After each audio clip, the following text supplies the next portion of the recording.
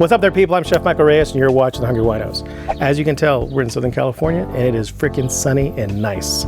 It is barbecue season and I want to show you how to properly grill a steak. All right, now it's time to season our meat. I want to go ahead and spray it with a little bit of olive oil. Just helps it not stick to the grill. I want to salt it. Now normally I tell you guys not to salt if you want caramelization, but this freaking grill is about 650 degrees and it's going to get caramelized no matter what I put on it. So I'm going to liberally season it on both sides. And the thing about barbecuing, now you're told only flip it one time and stuff like that, but with modern technology and like education, that shit's like incorrect. What you want to be able to do is continue flipping your meat. If you only flip it once and rotate it, you're actually drying out your meat. So we have it seasoned. I figure the hot part of the grill is kind of about right here. So I want to put some lines on it. And I'll go ahead and put it nicely down. Now when you put it on at an angle, we're looking to get diamond patterns. And that's traditionally what you want. But the thing is, do you want beautiful meat or you want juicy, moist, scrumptious meat? So I'll start to put lines on it. But the whole thing is, I want to make sure the juices stay in. If you leave it on this side for 3 or 4 minutes, it's going to dry out the piece of meat. So all I'm doing is looking for caramelization to get some lines, flip it to the other side to make my little cross, and do the same thing. So what people want to do is when they start to turn their meat, they'll force it. And what happens is it's not coming off, all right? Because the caramelization didn't happen yet. So don't play with your meat. Go ahead and let it go. And when it gets caramelized, it'll actually release from the barbecue. That's the whole point of preheating your barbecue to where it's hot for that caramelization. So now it's been on for about 2 minutes. Let's see if it releases. It does. Okay, it's releasing from the barbecue. So I'm going to go ahead and flip it on the other side. See how we have the lines? That's kind of what I'm looking for. And now we'll do the same thing and let this go until it gets caramelized and releases from the barbecue. So as far as temperature and doneness, you can stick a thermometer right in the middle of this piece of meat towards the center and it'll give you a reading. If you want medium rare, 130. If you want, medium, 135, 140. So the higher temperature you go will get more doneness. But I can also do it by touch. Now what you'll see is this is really, really loose, really jelly-like. So it's totally rare. The technique is to put your pinky and your thumb together. And if I touch more towards the pinky, this is rare.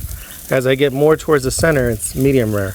And as I start getting towards my thumb area, it's much tougher. It's getting to the medium well. So when I feel this is what I'm feeling here. Really, really loose. That's about right here. It's rare still. So you can do it by touch or you can do it with thermometer, whatever's good for you. Now what I want to do is go ahead and shut these off. The grate itself is like sizzling hot. We're still going to get color and we're still going to get nice caramelization. But this steak is kind of thick and you might have like double the size of your house. If I turn this off, I'm not going to get any flare-ups. Totally not going to burn. And I can go ahead and close this. And if you want medium, go ahead and close it and let it cook. Let it act as an oven. You're not going to get flame ups. You're not going to get a lot of flame because you turned off the heat.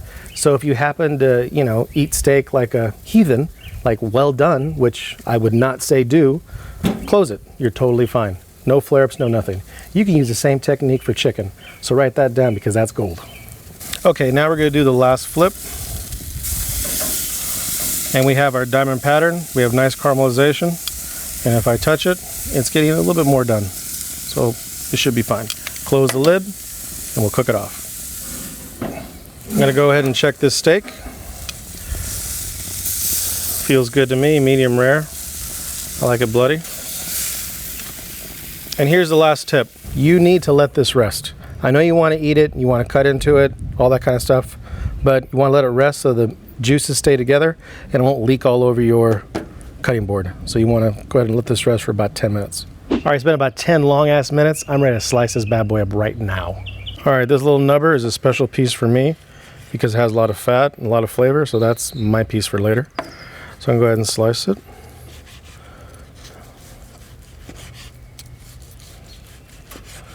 And as you can tell, we have a nice piece of meat right here. I'll open it up for you. Freaking beautiful. Delicious. And that's enough slices. All right, I'm gonna plate this up.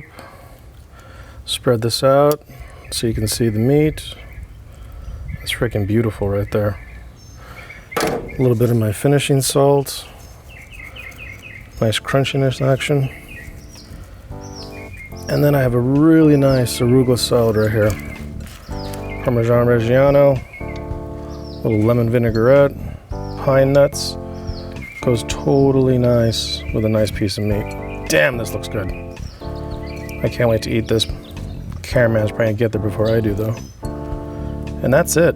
That right there, my friends, is a beautiful ribeye. Medium rare with a little bit of arugula. Now, that is how you cook a steak. And I left this little nubber piece because it has fat. And a lot of flavor.